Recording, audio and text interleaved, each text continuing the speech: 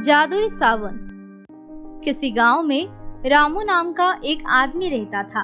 उसके माता पिता एक हादसे में बहुत समय पहले ही चल बसे थे। रामू की एक छोटी बहन थी जिसका नाम सीता था। रामू अपनी बहन सीता से बहुत ही प्यार किया करता था, मगर उसकी पत्नी रानी उसे जरा भी पसंद नहीं किया करती थी। रामू के काम पर जाते ही वो उसे बहुत मारती और बेइज्जत करती और उसे नीचा दिखाती थी, मगर सीता कभी भी अपने भाई से इस बारे में शिकायत नहीं करती थी। सीता रंग से काली थी, इस वजह से उसकी भाभी उसे अपने पास भी नहीं आने दिया करती थी और उसे हमेशा बुरा बुरा बोलती रहती थी। एक दिन, रानी, कल मुझे सैलरी मिलने वाली है। मैं सोच रहा हूँ कि अपनी बहन सीता के लिए और तुम्हारे लिए एक एक जोड़ी साड़ी ले आऊं। बहुत समय हो गया है, सीता को मैंने एक जोड़े कपड़े भी नहीं ला कर दिया है। क्या करूं? काम में ही इतना ज्यादा बिजी रहता हूँ ना कि फुर्सत भी नहीं मिल पाती है। इस वजह से मैं अपनी बहन को कुछ तोहफा भी नहीं दे पाता हूँ। अरे तुम भी ना, तुम भला क्यों लेकर आओगी सीता के लिए साड़ी? मैं क्या मर गई हूँ? क्या अभी उसकी भाभी जिंदा नहीं है? तो आपको इतनी ज्यादा परेशानी उठाने की कोई जरूरत नहीं है, समझे ना? मैं हूँ। आप रात को सैलरी लेकर मुझे दे देना।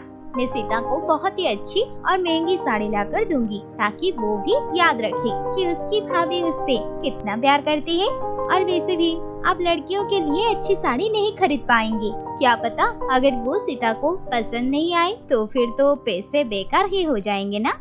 हाँ रानी, बात तो तुम बिल्कुल सही बोल रही हो। मेरी पसंद शायद सीता को अच्छी ना लगे, इसलिए तुम ही अपनी ननद के लिए कोई अच्छी सी साड़ी लेकर आ जाना और अपने लिए भी एक अच्छी सी साड़ी ले आना।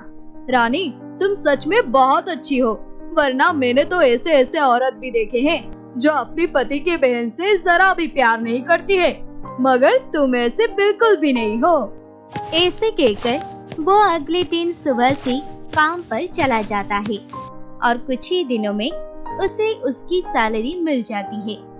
वो अपनी सैलरी लेकर अपनी पत्नी को दे देता है और खुश हो जाता है कि वो अपनी बहन को अच्छी और महंगी साड़ी देगा जो उसे बहुत पसंद आएगी।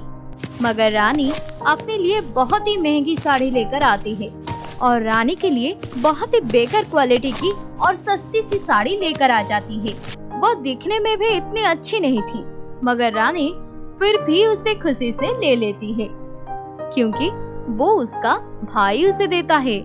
रानी मन में, आई बड़ी महंगी महंगी साड़ी पहनने वाली काली कुत्ती कहीं की। मैं भी देखती हूँ कि तू मेरे पति के पैसे से कैसे ऐश करती है। ये मेरे पति के पैसे हैं और इन पर बस मेरा ही हक है, तो जैसे काली कुत्ती चुड़ैल के लिए नहीं। क्या हुआ भाभी, आप कुछ कहना चाहती हैं क्या मुझसे? मुझे ऐसा लग रहा है, इसलिए आपसे पूछा। तभी वहाँ पर सीता के भाई आ जाते हैं और वो अपनी बहन सीता से कहते हैं, सीता देख, आज तक तेरी भाभी ने तेरा ख्याल रखते हुए आई है, मगर अब तेरी बारी है मेरी बहन, क्योंकि अब तेरी भाभी पेट से है और ऐसी हालत में इसका ज्यादा काम करना ठीक नहीं है और ऐसे में तेरा ध्यान रखना बहुत जरूरी है। तो सीता, तू अपनी भाभी का ध्यान अच्छे से रखेगी ना? रानी जो भी मांगे तुझे बुलाकर देना है, ठीक है ना मेरी बहन? हाँ भैया, आप फिक्र ना करें, मैं भाभी को बहुत ही अच्छे से ध्यान रखूंगी। उन्हें किसी भी प्रकार की कोई कमी महसूस नहीं होने दूंगी। देख लेना भैया, अब बस आप अपने काम पर ध्यान देना, ठीक है ना? भाभी के बारे में ज्यादा मत सोचना। और फिर रामू अगले दिन से अपने काम के लिए जाना शुरू कर देता है। सीता भी अपनी भाभी की सेवा में लग जाती है।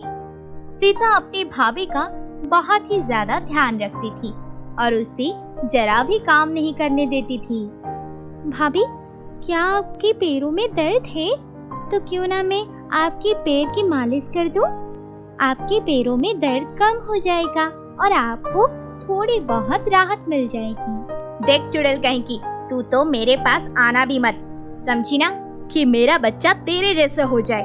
सही में तेरी काली परछाई भी अपने बच्चे पर नहीं पड़ने दूंगी, चुड़ैल कहीं की। भाभी, आप मुझे काली चुड़ैल क्यों कहते हो? मैं तो आपकी जैसी हूँ ना। भाभी, अब मेरा रंग काला है तो इसमें मैं क्या करूँ? अरे तू काली चुड़ैल है, समझी ना? तुझे देखकर मुझे बहुत गुस्सा आता है। काली कुत्ती कहीं की। पता नहीं तेरे माँ बाप तुझे हमारे गले में डालकर क्यों छोड़ कर गए हैं। अगर उनके साथ मर ही जाती तो कितना अच्छा होता। कम से कम तुझसे पीछा तो छूट जाता। भाभी, ये आप क्या कह रहे हो? ऐसा मत कहो। भाभी, मैंने तो आपसे कभी कुछ मांगा भी नहीं। भाभी देख, तू मुझे अपनी शकल मत दिखाना, समझी ना? मैं अपनी बहन को यहाँ पर बुला लूंगी अपनी देखभाल के लिए।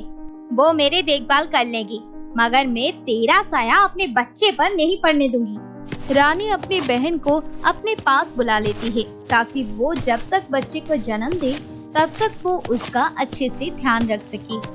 मगर अपनी भाभी की ऐसी कड़वी बातें सुनकर सीता को बहुत दुख होता है और वो रोते हुए अपने कमरे में खुद को बंद कर लेती है। तभी उसके सामने एक परी प्रकट हो जाती है और वो उससे कहती है, बेटी उठो बेटी, देखो मैं तुम्हारी मदद करने के लिए आई हूँ। अपनी आंखें खोल बेटी। आप कौन है? बेटी, मैं तुम्हारी मदद करने के लिए आई हूँ। ये लो, ये एक जादुई साबुन है। इसकी मदद से तुम्हारा काला रंग दूर हो जाएगा और तुम दूध से सफेद हो जाओगी और सभी तुम्हें पसंद करने लगेंगे। ये कहते ही वो गायब हो जाते हैं, मगर वो उस साबुन का इस्तेमाल नहीं करती है। तभी वो देखती है कि रानी की बहन नैना अपनी बहन के साथ बाहर कपड़े खरीदने जा रही होती है। वो दोनों कपड़े ले आते हैं, मगर सीता के लिए कुछ भी नहीं लाते हैं। नैना, अब तू मेरे पैरों की मालिश कर दे जरा। दीदी, मैं थक गई हूँ, आप ऐसे ही आराम कर लो, बाद में दबा दूंगी। बहन, मेरे पैरों में बहुत तेज दर्द हो रहा है। दीदी, मैं अभी दबाने नहीं वाली हूँ, पहले मैं ये कपड़े पहनकर तो देख लूँ कैसे लग रहे हैं। सीता से अपनी भाभी का दर्द देखा नहीं जाता। भाभी, मैं दबा देती हूँ। मैंने तुझे कहा था ना, काली कुत्ती चुड़ैल कहीं की, तू मेरे सामने मत आना, वरना मेरा बच्चा भी तेरा जैसा हो जाएगा। सीता रोते हुए अंदर जाती है और इस साबुन को लगाकर गोरी हो जाती है। वो फिर अपनी भाभी के पास जाती है। भाभी, अब तो ठीक है ना? अब तो मैं आपकी सेवा कर सकती हूँ ना? अरे सीता, तू इतनी सुंदर कैसे हो गई? क्या चमत्कार हो गया अचानक से, जो तू दूध जैसी सफेद हो गई? भाभी, वो एक परी ने मुझे जादुई साबुन दिया था, उसकी मदद से मैं ऐसी हो गई। मैंने ये साबुन सिर्फ आपके पास आने के लिए इस्तेमाल किया है, नहीं तो अभी तक मैंने इसे छुआ भी नहीं था। ये बातें सुनकर रानी को बहुत बुरा लगता है और उससे अपनी गलती का एहसास हो जाता है। सीता, मुझे माफ कर देना। मैंने तुझे कितना बुरा बोला, मगर फिर भी तू मेरी सेवा करने चाहती है और एक मेरी बहन है।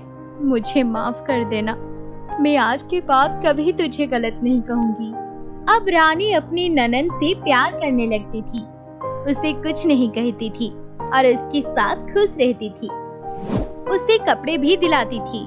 ये देखकर उसकी बहन बहुत चिढ़ रही थी। लगता है ये साबुन मुझे चुराना ही पड़ेगा, उससे मैं और भी सुंदर हो जाऊंगी और फिर दीदी वापस भी मुझसे प्यार करने लगेगी। ऐसे कहकर वो चुपके से उसके कमरे में जाकर वो साबुन चुराकर अपने ऊपर लगा लेती है और वो काली हो जाती है। वो ये देखकर रोने लगती है।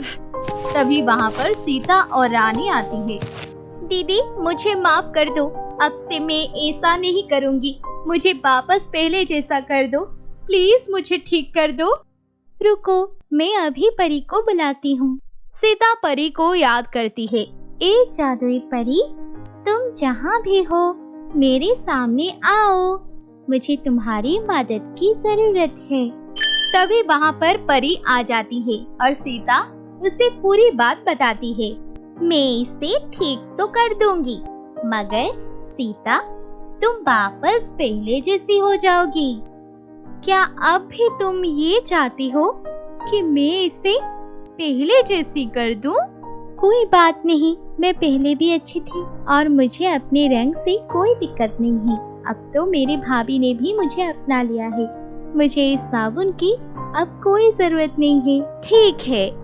ऐसे कहकर परी अपनी जादुई झड़ी चलाती है और उसे ठीक कर देती है और नैना उससे माफी मांगती है।